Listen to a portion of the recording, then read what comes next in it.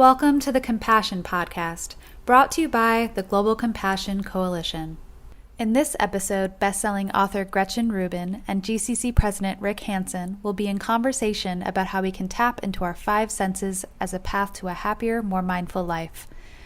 Gretchen has been studying happiness and human nature for over a decade and will be sharing about her latest book, Life in Five Senses, how exploring the senses got me out of my head and into the world.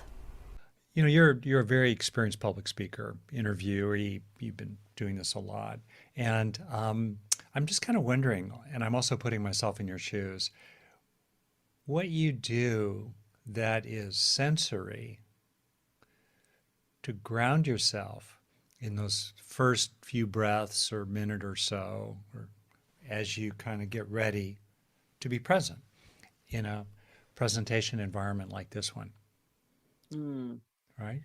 There are two things I do. If I'm sort of on stage and I'm getting settled, sort of like in the moment of being on stage, Yeah. I feel my feet on the floor. I find that to be really helpful. I'm going to do the same. Yeah. There's just something about it's literally grounding. It's like my feet are on the floor. Yeah. And it's sort of like you want to have your stance kind of right. Yeah. One thing that I found, and this in writing Life in Five Senses, I understood why I was doing things that I had sort of not even noticed that I'd been doing in the past, or I didn't understand why I had doing them. And one of the things that I realized is that I will often hold a pen. This is like my comfort object. This is like my teddy bear as an adult. Your binky. And when I'm behind, like backstage or something, I'll hold a pen in my hand, or like if I'm going even into something like a cocktail party where I don't know anybody and I feel like I want to have something, I'll hold on to a pen. And I've talked to people who hold mugs or clipboards or like a little like polished stone. There's just something about holding something in your hand that can be very comforting. And sometimes when I walk on stage, I mean, some places it would seem sort of conspicuous and odd, but sometimes it feels very natural, and I'll just hold a pen. And maybe it's because I'm a writer. It makes me feel like I'm ready to take a note, you know, if the need strikes. But I think a lot of it's just holding something in your hand, you know. What does that do for you to hold an object in your hand? It just makes me feel more grounded, more comforted. And it's something that I've done for years, and I never really thought about it. I would sort of think like, well, why do I feel like I want to have a pen if I'm in a situation where I don't even have any paper? And if I wanted to, I could just you could take a note on your phone. You know, it's not practically necessary. And yet I like, if I have pockets, I'll always have a pen in my pocket. So I always have a pen like ready to go. And this was just something that I realized, you know, our brains are in our hands. Our hands are very important for our thinking, and having something to hold is very, very comforting. If I could just build on the last thing you said, and then I'll segue into a proper introduction of you and welcome of everybody. You know, when I was thinking to myself, what's the neurophysiological, psychological process whereby holding an object in your hand? Now, do you hold it in your dominant hand? Are you left-handed or? Yeah, I'm left-handed. Okay, that's very interesting right there. So you're holding it in your dominant hand, which for you is your left hand, and that gives you a sense of comfort and why. And just like you said, we think in our hands, we think through our hands in part. In a way, one of the things that's, you may know this in brain evolution, is that the motor planning systems of the brain, which are more advanced in humans than probably any other species, co-evolved with our overall executive functions, which also co-evolved with our sense of self. And so I'm just imagining speculatively, but plausibly, that anchoring that sense of an object in the hand that's preparing to do something just by virtue of holding it could then tend to prime or mobilize those executive systems that are related to planning action and the use of language as well, which is sequential, much like motor planning. They co-evolve together so that you're really ready to go. You know, you're in a stronger position. Just that little priming, which then speaks to the larger point, as you know, about embodied cognition, that when we do things physically, whether it's power posing or holding a pen in our hand, or I'll do a thing where I'll touch a button on my shirt, that's a way for me to kind of center in my heart, you know, that sort of, you know, physicality of that, that those physical activities at a sensory motor level, that's the foundation of our psyche and the development of our own consciousness from infancy onward. that engaging that sensory motor level can support our thought, our sense of self and our consciousness altogether, as well as our effectiveness. Which, sorry, it's No, my kind of riff on what's no, super cool about your book. no, Yeah. it's a fascinating, it's sort of brain and mind, house and home, Yeah. and how they're related is endlessly fascinating. And there's so much new Oh, research all the time. yeah. Yeah, Oh, that's great. Well, proper introduction. So, this is my colleague, my friend, Gretchen Rubin. I've known Gretchen for quite some time. She skyrocketed into well-earned fame with the Happiness Project, right? The first book. And one of the things that's just been really striking for me about you, Gretchen, along the way is that as people comment, I mean, you're brilliant, you're well trained, you're incredibly effective, and I've really come to appreciate what a big heart you have. Really, wow. that's for real. So thank you very much for being here. And Gretchen's latest book is Life in Five Senses. I want to make sure I get and the subtitle is How I Learned to Get Out of My Head and Into My Feelings. So what's the Yeah. subtitle? How I learned to get out of my head and into the world. Yeah. There you are. That's exactly right. So we're going to be exploring that and also the relationship between coming into our senses and living in this world with more compassion for ourselves and for other people. That's kind of the intersection here. And Yes. so I wonder if we could just start there. I mean, your book begins in effect, or your journey relates to an issue with your eyes, concern about maybe a detached retina, something. And I just kind of wanted to note that the entry of this book involved a recognition of suffering in some sense, right? You were facing a personal issue that could have personal consequences. And I just kind of wonder about the connection between, an empathic tenderness for yourself and what you were dealing with, then mobilizing you in your characteristic ways to move into a body of knowledge and really kind of dominate it and really learn about it and then offer the fruits of that to other people. But in a way, it started with suffering and a compassionate response to that. And I wondered if you could speak to that as even a kind of framing. Well, yes, I had a bad case of pink eye. So I went to the eye doctor. And as I was getting ready to leave, he said, very casually, as if he were saying, be sure to wear sunscreen or wear your sunglasses. He said, be sure to come in for your regular checkup because as you know, you're more at risk of losing your vision, which was a big shock to me. I didn't know that I was at great risk of losing my vision. And I was so like, why? And he said, well, you're extremely nearsighted and that puts you more at risk of having a detached retina. And we would want to address that right away. And I have a friend who had just lost some of his vision to a detached retina. So that felt like a very real possibility to me. And of course, I could have a rich, meaningful life if I lost my sight or, more of my senses. But it was just, and sort of as you were intimating, often we don't appreciate what we have until we think we might lose it or we do lose it. And this just showed me how precious my sense of sight was to me. But as I live in New York City, I was getting ready to walk home but I was looking out on the street and I was sort of like, here I am thinking about how precious my sense of sight is. I didn't notice one thing on my way over here. I was so stuck in my head. This cityscape is happening all around me. I'm not noticing it all. I'm just lost in my own thoughts. And at that moment, it was like every dial in my brain got turned up to 11 and I could see every detail with crystal clarity. I could hear every sound on a separate track. I could smell every smell, and I live in New York City. It's quite smelly.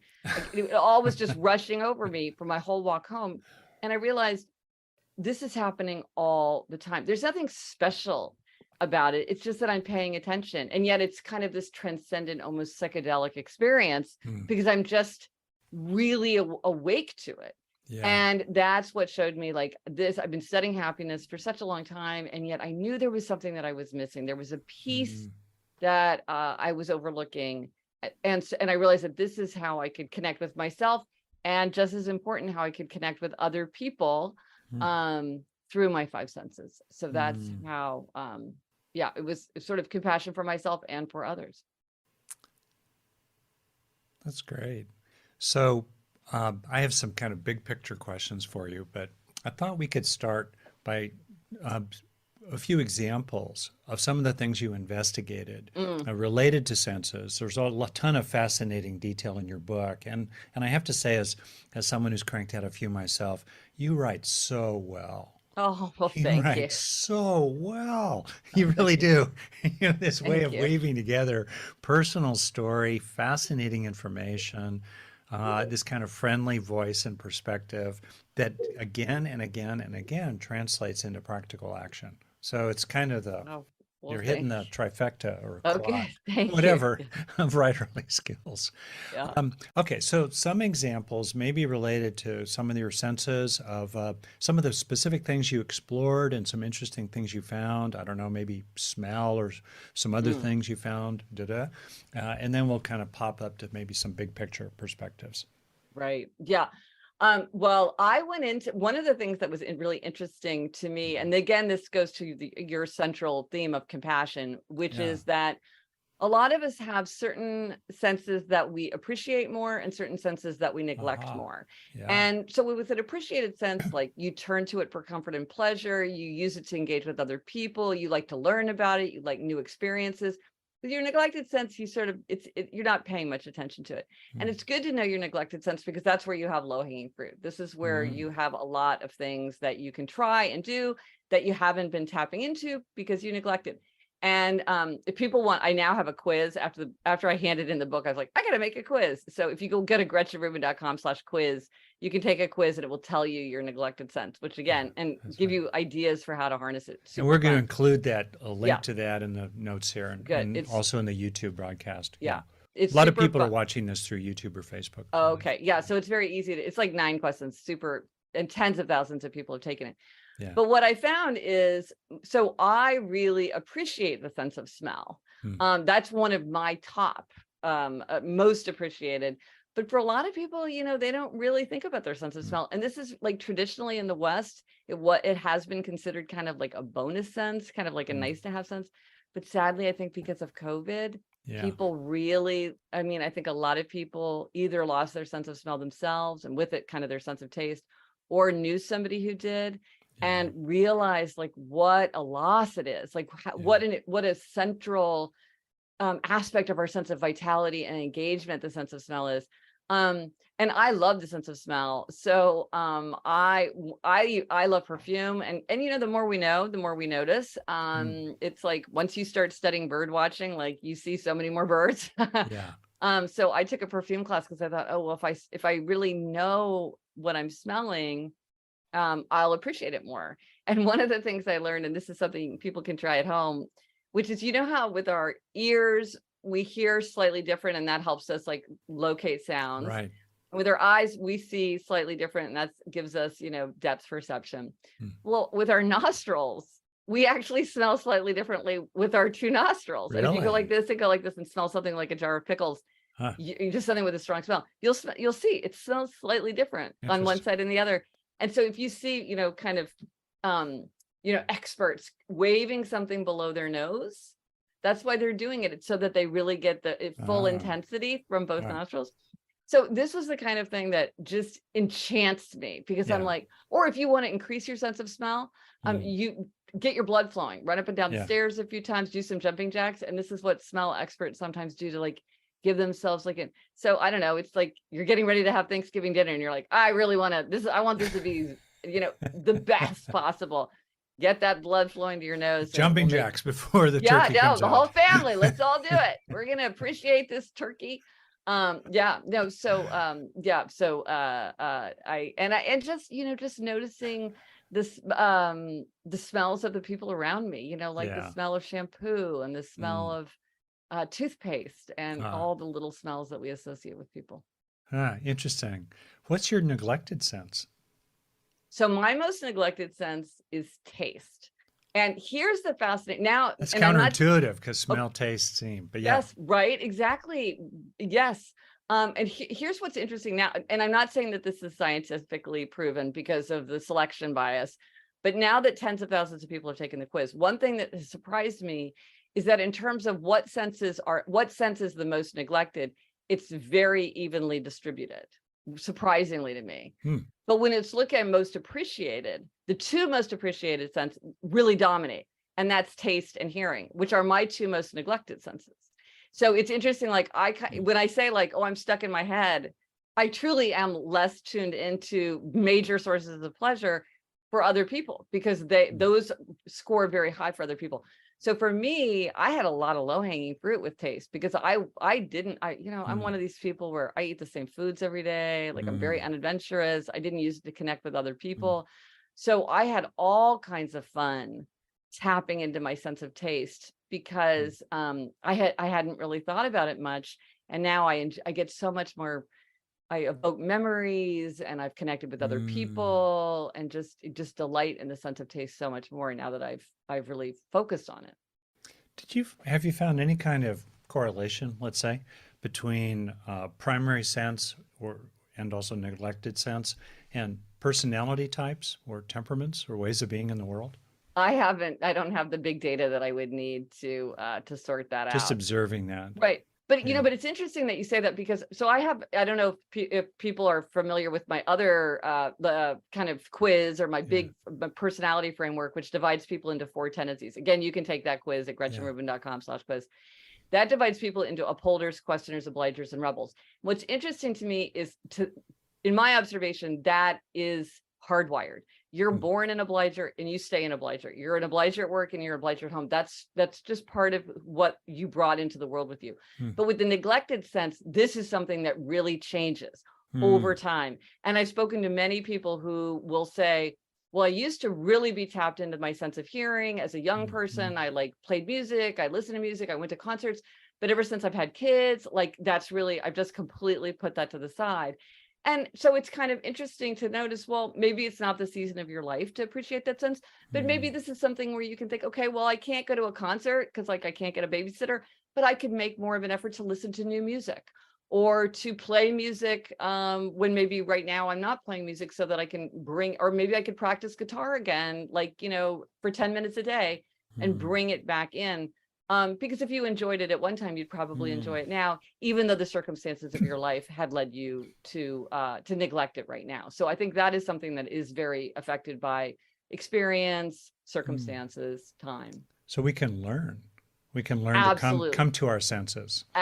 Absolutely, we can. And I think there's some people who do this naturally. There's some people where they describe their neglected sense, and I'm like, wow, to me, you sound very tuned into that sense.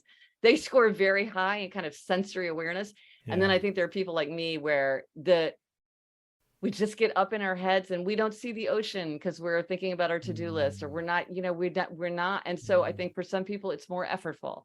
It needs to be a more conscious, mindful practice to connect through the senses and really get that vivid, energizing, rich sense of the world. Yeah, that's great. Were there some oddball facts you stumbled onto that just really struck you? Yeah. Elephants can hear the sound of approaching clouds. That's bonkers. Here's one. Ketchup. Okay. Heinz ketchup is kind of a magical food. And it makes sense, because it is the secret ingredient in many, many popular foods like barbecue sauce, meatloaf, pad thai, Thousand Island dressing. A lot of things have ketchup that you would not expect. And Heinz ketchup is one of the rare foods that hits all 5 of the basic tastes. It's sweet, it's sour, it's salty, it's bitter, and it's umami. And so one of the things that I did to bring taste into the forefront was I had a taste party with my friends, because I went to Flavor University for 2 days, and I love doing comparisons. Like, let's compare 6 different kinds of milk, cream, whole milk, half and half. Like, it's just, when you really compare, you can really taste a lot more distinctions than you might think. And so I gave everybody a little dollop of Heinz ketchup and asked them, what do you think? And everybody was like, this is so bonkers. It is so complex. Yeah. It's so sophisticated. It's like there's so many things exploding in your mouth. And we've all eaten Heinz ketchup a million times. We got packets falling What's out. What's the point of French fries without ketchup? And it's just kind of this ubiquitous thing. But then when you really stop and taste it. Now, I quit sugar years ago, so I don't really eat ketchup because it does have a lot of sugar in it. But for me, this was like, this is a taste sensation that I haven't experienced in a long time, and I cannot believe how good it is. Yeah. So it's funny because ketchup we kind of use it as sort of like, oh, it's this like nothing condiment that sort of stands for people kind of just glopping it all over everything. You're like, there's a reason that it's so popular. It's because it has all five. And that, I mean, something like a margarita has 4, but it doesn't have umami. It's hard to get to 4. It's really hard to get to 5. What happens if you put ketchup in a margarita? But I don't think Oh, that would wait, be I was very gonna say good. that. Okay, we'll try that.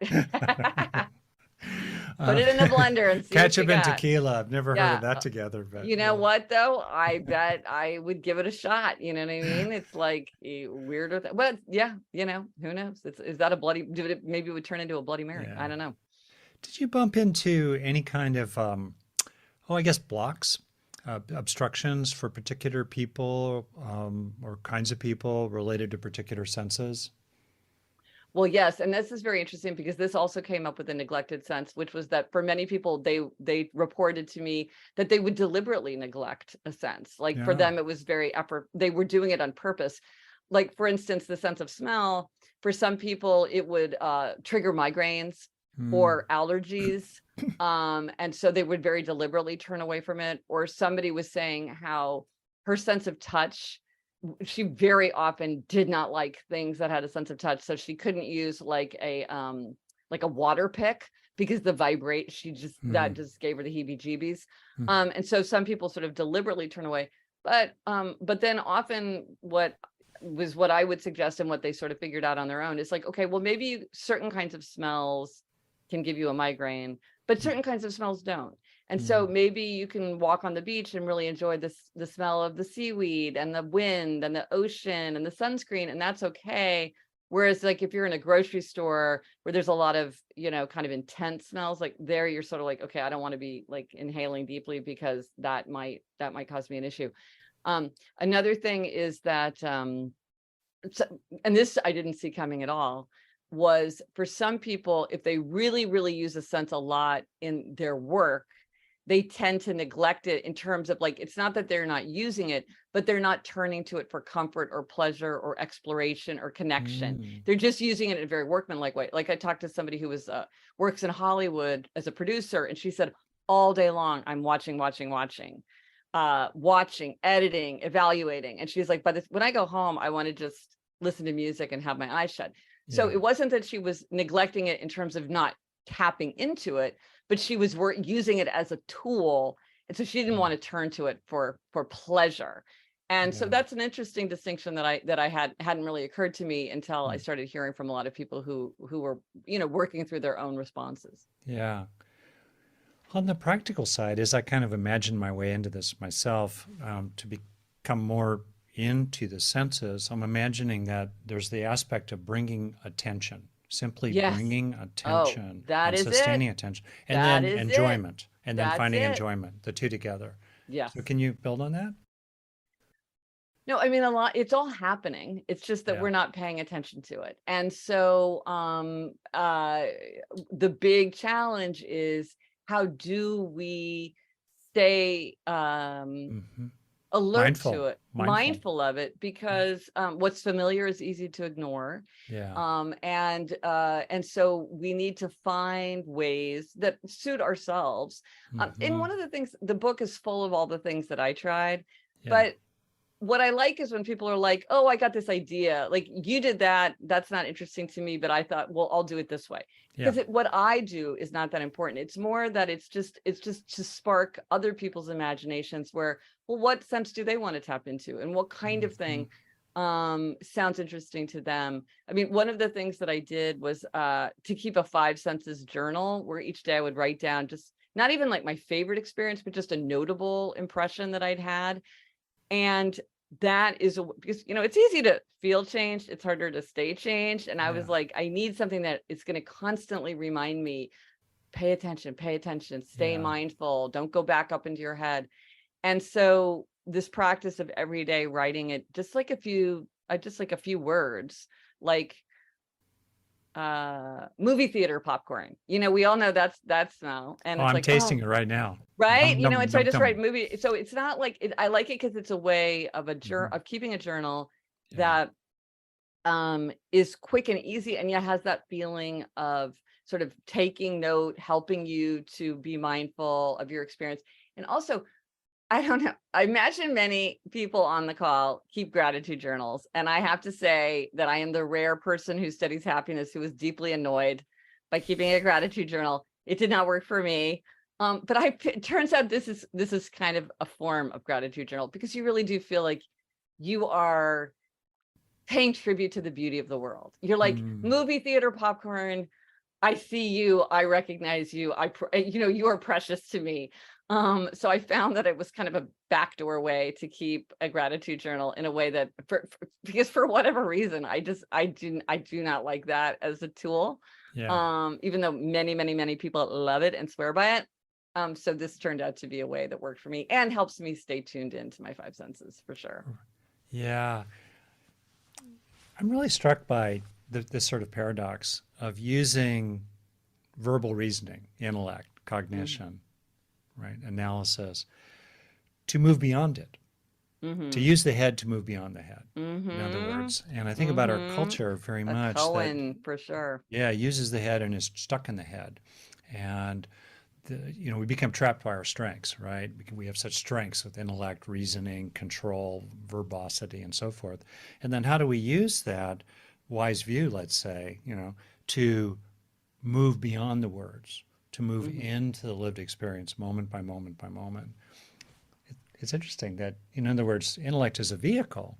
It's like the metaphor of the raft. You use the raft across the river, but then once you get to the other side, you've moved beyond it.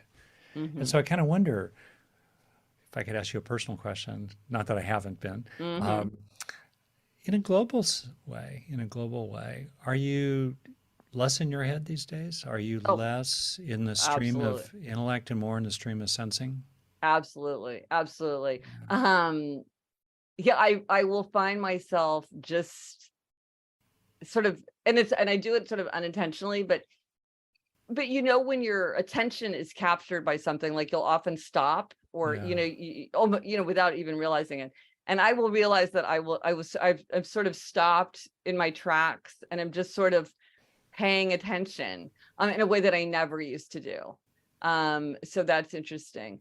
One of the things that I did as part of one of the exercises that I did for Life in Five Senses was I decided to visit the Metropolitan Museum every day. Yeah. I'm so incredibly fortunate. I live within walking distance of the Met, and I have the time and the freedom to visit. And I'm a New York State resident, so I can visit for free, though I did Okay. join. And I go every single day. And because I'm very interested in repetition and familiarity and how things change when you do them all the time, which turns out a lot of people feel this way. Like, they'll do exactly the same walk with their dog, or they'll go to the same sit spot for forest bathing, or, I think a certain kind of person is interested in that, seeing things change very gradually over time. But I've just noticed that the way that I move through the museum is very different. Now I will just sort of like really stop and look at something in a way that I didn't before, and kind of in an art appreciation way, but then sometimes not in an art appreciation way, just kind of in a, like, here's this stairwell, and this is a very plain stairwell. And if I were the head of the Metropolitan Museum, I think I would do something with the stairwell. What would I do with this stairwell? And I just stand there and think about it. It's like, I would never have done that in the past. It would never even occur to me to notice the stairwell and to think, why is this stairwell so plain? We could do something cool with the stairwell. I just wouldn't have thought of it. Yeah. In a way, you're talking in part about expanding the capacity to be surprised. Yes, absolutely. To be open to the novelty, the freshness of the world, which resets our senses neurologically. When we're alerted to something new. The ability to be surprised. Yeah. Yes. That is a very, I think, underappreciated metric of how attentive you are being. Yeah. Because the more you pay attention, the more likely you are to be surprised. Yeah. Because the more you know, the more you notice. And, an expert will see things that are surprising when a lay person would be like, oh, these all look the same. Yeah. And they're like, and you see, I mean, the Metropolitan Museum is a great place for that, where you're like, oh, these vases all look exactly alike. They're like, no, they don't. Right. They don't. No, they don't.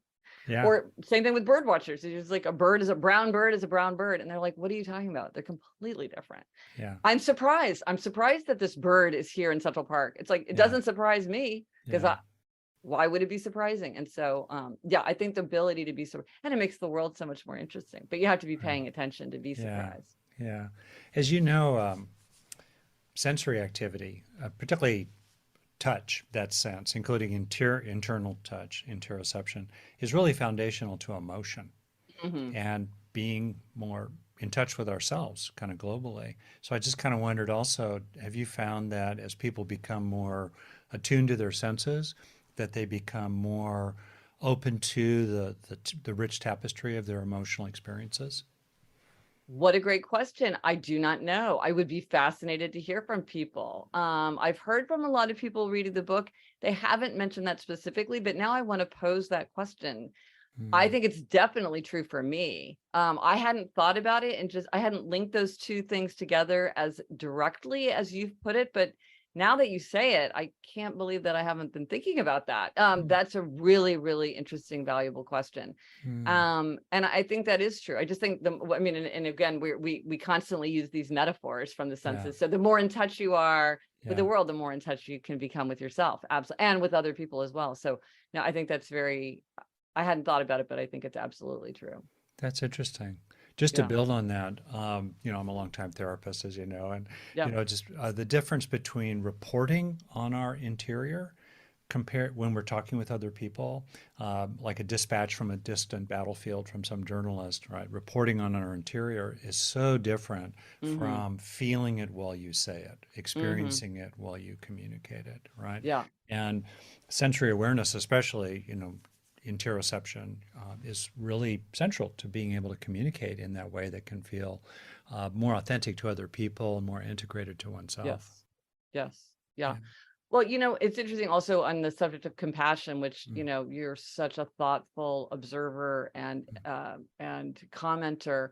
On one of the ways that it really affected my feeling of compassion is to realize, intellectually, I knew, okay, yeah, we all live in different sensory universes, and maybe you have color blindness and you are a super taster, and so this tastes more bitter to you. I knew that intellectually. But I have to say, it is so striking when you actually realize people are in completely different sensory universes. And so if somebody says to you, this is really annoying to me, you can't say, what are you talking about? It's no big deal, because you don't know what their sensory universe Very is. good. And an easy way to see this, if you remember back to 2015, when the internet was exploding because people were trying to figure out, was the dress white and gold or was the dress blue and black? I cannot see it as blue and black, even though that is the actual color of the dress. I cannot see it. Usually with optical I actually illusions, missed that meme, but I'm aware of the fact of it. Yeah. Well, what's funny too is because a lot of times with things like this, the experts are like, "Oh, well, you lay people are surprised, it set up a huge amount of research into eyesight because the experts were like, what is going on?" Yeah. But okay, so that's one very kind of colorful example, but you can't smell your home the way a guest smells it. Because, you were talking about novelty before. The brain is looking for novelty. And with something like a very familiar smell, it doesn't bother to alert us. And so you could walk into my apartment and your eyes would be watering because of the smell of cats or air freshener or cologne or whatever. And I would not smell it because I cannot smell my home. It's too familiar to me. If I left for a month and came back, then I could smell it, but I can't smell it. Or I'm in New York City, I'm recording in New York City. Sometimes sirens go by and the other person will say, "Hey, can we stop?" because of the sound of sirens. I don't hear it. My brain just puts that into the background. Yeah, I hear every bit of it when I come to New York City. But see, because my brain is like, you don't need to know that. Yeah, you're habituated. Yeah. No, and when I quit sugar, this was one of the things that was surprising to me is people were like, "Well, what about all those food cues? Aren't you always bombarded with these sweet smells?" And I'm like, I'm not, and I don't know why, because I have such a sweet tooth. But I'm really not. And I realized because, pretty quickly my brain was like, this isn't useful information. We're going to pull this into the background. Right. And so, you're walking into the office and your experience of that office could be quite different from somebody else's experience of that office. Or you're getting, you've got a certain kind of outfit on and someone else is like, how can you wear clothes like that? And someone else is like, what are you talking about? It's fine. And somebody, it's too scratchy. It's too heavy. Some people don't like silky. I thought everybody liked silky. I thought silky was like synonymous with like feeling good.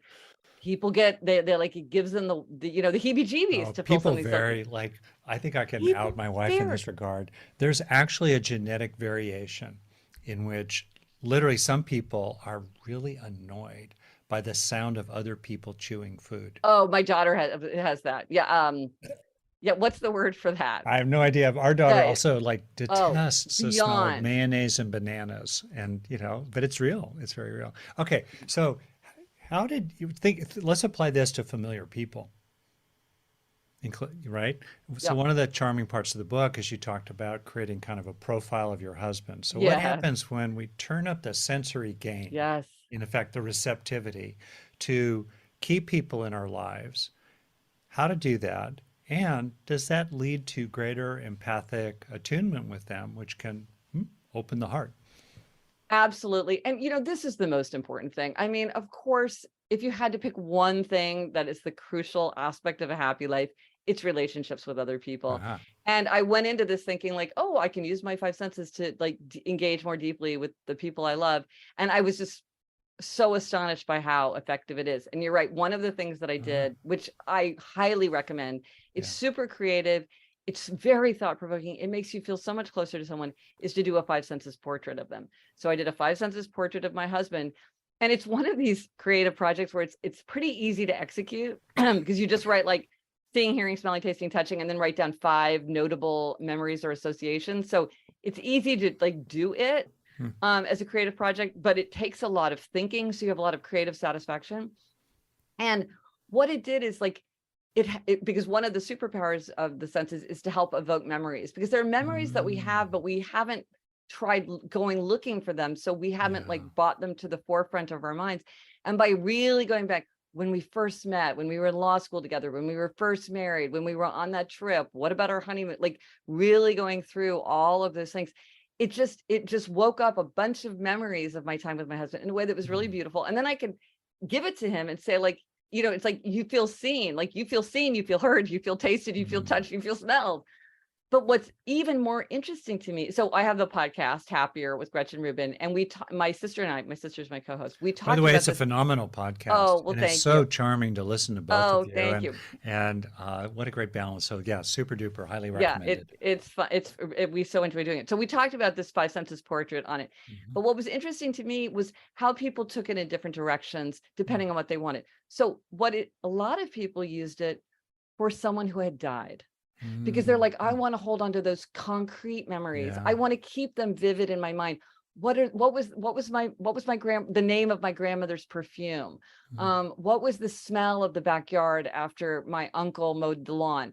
And like that helped them hang on to it. And also what it allowed them to do was sort of to share the memory of someone with someone who maybe would never meet that person. Like you have a grandchild who's never going to meet that beloved grandparent, but you're like, here, I can communicate to you what that person was like in a real way. Also, people use it as a gift because they're like, I'm going to create something for you, and that's going to communicate to you everything that is about you. And it's deeply satisfying to do. And then you can also, people do it as a like for an experience, like our trip to France, or a place that we love. Like we always go to the same little cottage in Vermont. What is our experience of Vermont? They do that as a family. Maybe a pet, you do it for like, a family activity, like let's do a five senses portrait of our pet. There's a lot of ways you can play with this, to do it by yourself, as a group, as a gift, as in memorial. Like it just, it's one of these things where, and then because you've really made your memories concrete, then it's a great keepsake, because you're like, this will help me remember this for, years to come. That's really great. What a great exercise. There's a collection of things. Exercise sounds so onerous, right? But no, what I know. Cool collection of things to do. Yeah. Like, no. So in real time, in what I mean by that is in interactions with other people, let's say, where there's some depth to it. It's an important relationship. It's an important interaction. I find myself thinking about the ways in which turning up the volume, the gain on sensory awareness, especially seeing and hearing, Yes.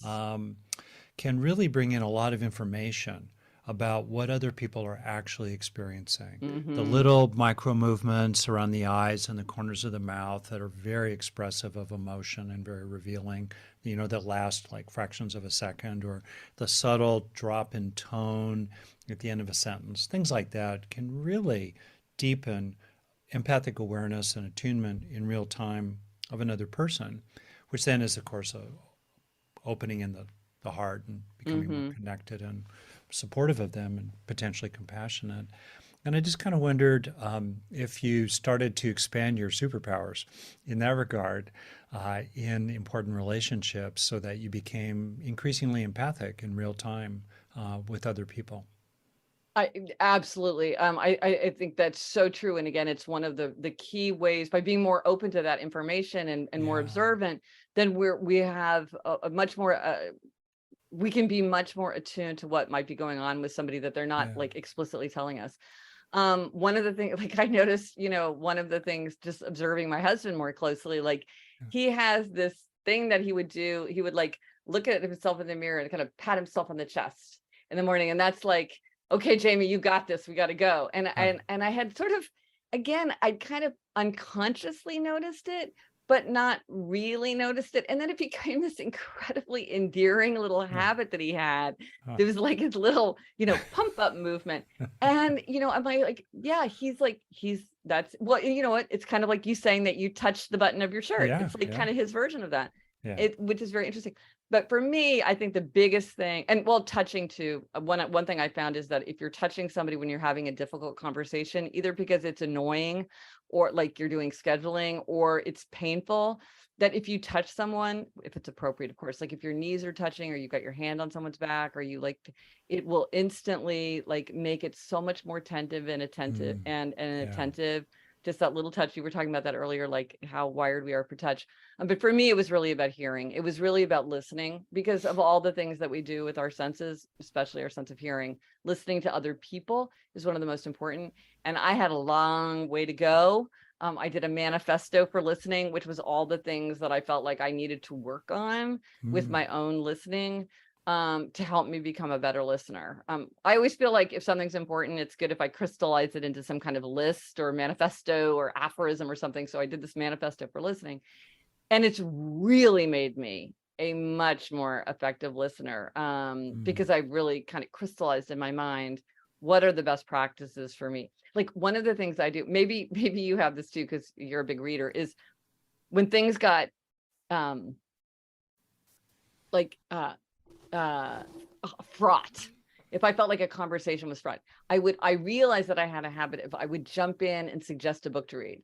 Oh, you're Mm, going through a painful divorce. I have a book for you. Oh, your mm. child's like having a lot of anxiety at school, social issues. I have a book for you.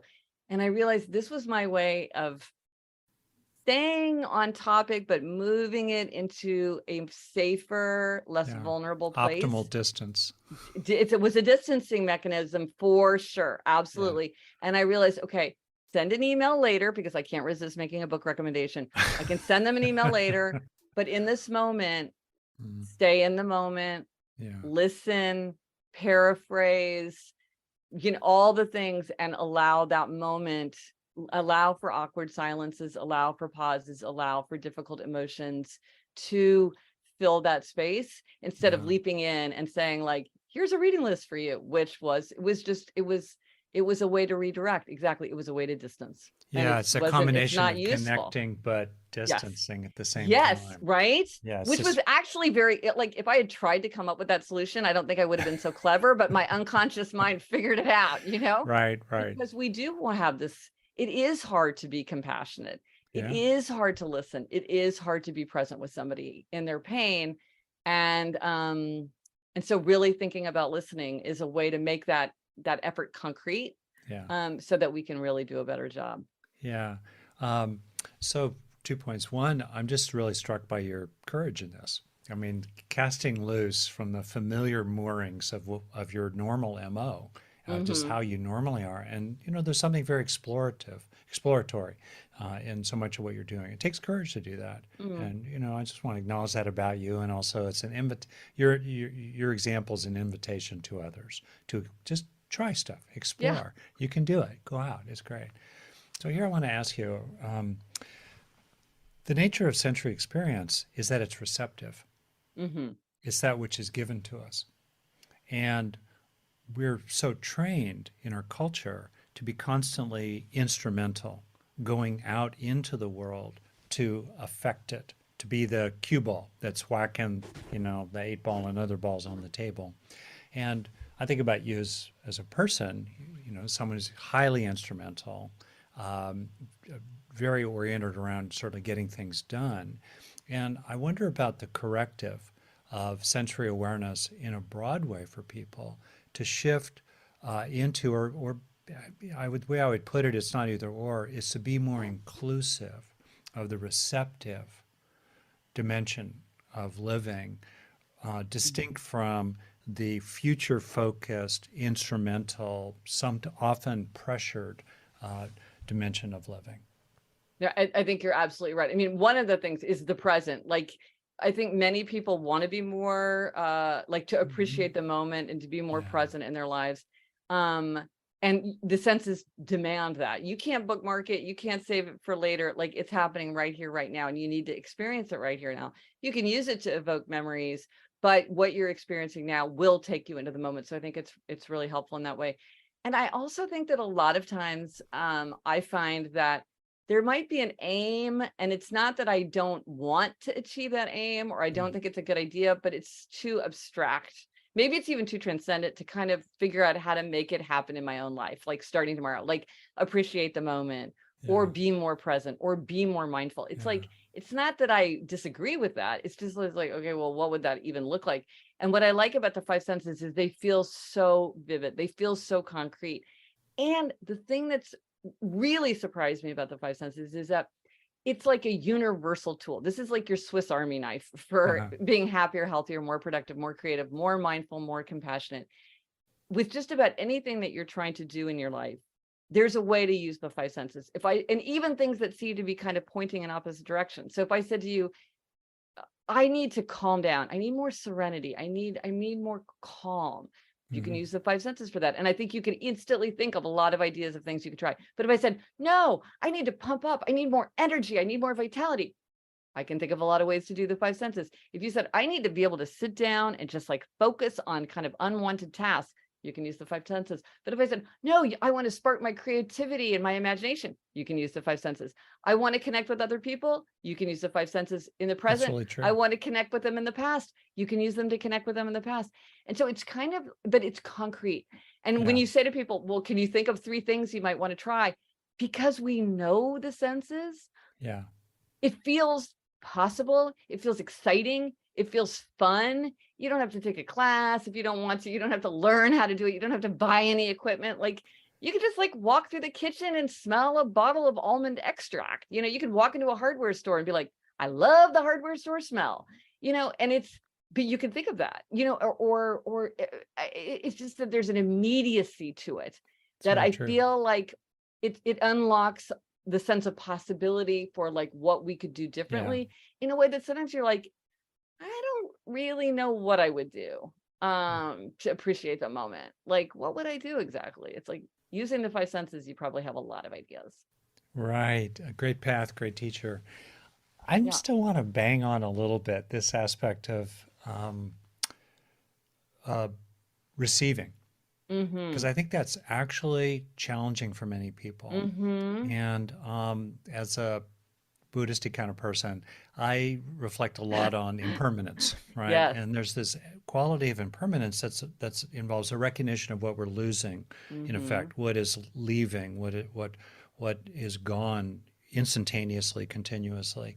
But the other side of that is what's endlessly arising, the givenness of the next arising thing, which seems related in terms of physics, apparently, to the expansion of the Big Bang universe along its 4th dimension of time.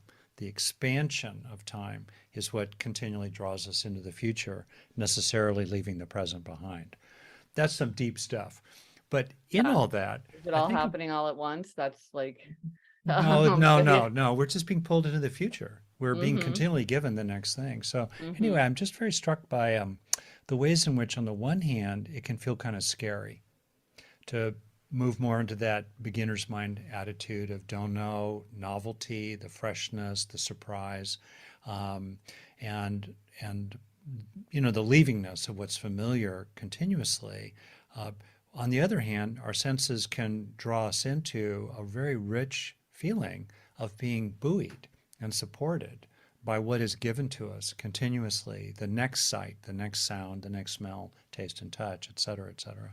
Uh, so to me, that's kind of a very deep practice, actually, Mm-hmm. and also one that involves a certain sense of acceptance of the vulnerability Mm-hmm. of leaving Yes. behind what's known Mm-hmm. continuously as we receive the next sensory impression. No, there's an evanescence to sensory. I mean, you see this Yeah. most starkly with smell, which is you can smell an apple blossom, the blossoms on an apple tree Yeah. now, but you can't even keep sniffing it for 5 minutes, Yeah. because it will Yeah. fade out. So it's not even like a familiar song that you can listen to on a loop. But you're Yeah. right. All these things are like arising, and time itself will take these things away from us. Time will take our own senses. Mhm. Often many of the senses Yeah. become less acute over time. And certainly we all, are susceptible to Mhm. not having them to begin with, or having them be changed through time Yeah. and experience. So I think you're exactly right. There's something about you, this is happening right now, Yeah. and you don't necessarily know what will happen in the future. I know. Maybe that It's is both what, scary but to maybe, receive, but it's right. celebratory. But do you have, so Rick, does the idea of returning to the same place over and over and over again appeal to you? It sounds like the kind of thing that might appeal to you because of like this, Mm. how do things change very gradually over time? And like, how do you stay alert to these very small changes? Have you ever done anything like that yourself? It sounds like it might be something that would be interesting to you. Um, so there's a lot of stuff about this, including the genetics of it. So some people don't have a lot of dopamine receptors. Some people have lots of dopamine receptors. I probably do. So I'm the kind of person who can just sit in one spot and be really quite content there. Other people, like some of my relatives, they need to keep moving. They have a stimulation hunger that's very real for them. So I think there's some temperamental variation there. But the thing that just strikes me about this is that the arrivingness of the next sensory experience, right? It's continually arriving, can actually feel incredibly reassuring. Mm-hmm. And if we just kind of relax about it, we can realize that we're being lived, obviously, by the whole natural world. We're just kind of an expression of it, and a very palpable, intense sense of being lived supportively. We're being supported continuously. That sense is available to us through our senses, which then can help us be more relaxed, more open, less freaked out, because we're being continually supported by the ongoing arriving of everything that's occurring. And I don't mean to get cosmic or metaphysical here. This is a very direct experience, and our Mm-hmm. senses really draw us into it. Mm-hmm. The next Yes, sensation, the next sound, the they next make that sensation of concrete. breathing. Yeah, Yeah. and also the internal world, the six senses, if you will, imagination, the next thought that's occurring. It keeps arising, and we can feel buoyed by it, and thus lighten up and be less caught up in clinging, grasping, craving, and suffering, etc. Mm-hmm. With a heart Yeah. open along the way. Right. Well, it's funny because I always remind myself, like, if I'm in traffic and complaining about traffic, it's like I am traffic. But then when That's I'm in right. nature, I'm like, I am also nature. I'm part of it. Did this help you become more attentive to your sensory imprint on others? Ooh, what an interesting question. I don't think so. I mean, like with something like perfume, like I love perfume. Yeah. So I wear it to bed every night, but like years ago, I stopped wearing it out because a lot of people just would prefer that you not wear perfume. Uh, So, but my others, it's funny because I was just thinking about this how some people have a very kind of, they see themselves from the outside very easily, like they might imagine themselves as a character in a movie or a novel. And I don't have that feeling. I almost feel not invisible in a bad way, but invisible and just sort of like, I'm just sort of cruising around. I'm always sort of surprised if people recognize me on the street, because I'm like, am I identifiable? Like, so I don't think actually that I thought about that as much as I should have. Isn't that Uh, interesting? yeah. My I don't angle on think I that did. is as partly the last 10, 20 years reflections about being basically a tall white guy. And so I've paid more attention to my gestures, my body language, how I fill the space in a room, making Mm-hmm. more room for other people, for example, Mm, and also just things like velocity of speech mm, as having a sensory impact on other people, particularly mm, when I'm kind of privileged with certain kinds of authority. So mm, I've, that's been an angle of it for me mm. in terms of Well, sensory imprint. one thing that I definitely learned is, Not chewing next to my wife's ear. well, yeah, right. Which is what somebody said to me, sometimes when people tell you things and you're like, it's true. You just Yeah. know that it's true the minute that they say it, even though you might not have thought of it yourself, Yeah. which is, he said, you should always take the microphone. If someone offers you a microphone, always take it. And I said, well, why? Because Well, it seems kind of like self-important to have a microphone. Like if you're in a small place and there's not that many people, maybe you just say like, oh, I don't need that. Like, I just want to be, right. kind of regular. He's like, no, because some people just can't hear as well as others. And maybe the Yeah. people close to you are like, oh no, we can hear fine, but the people in the back can't. Not everybody's going to speak up. If there's any, if an organizer is offering you a microphone, they think it's a question. And Yeah. the answer to the question is, I'll take it. Yeah. Now, in some places you're like, there is no microphone and you don't use it. And maybe you don't need it. Maybe you could use it if they had it.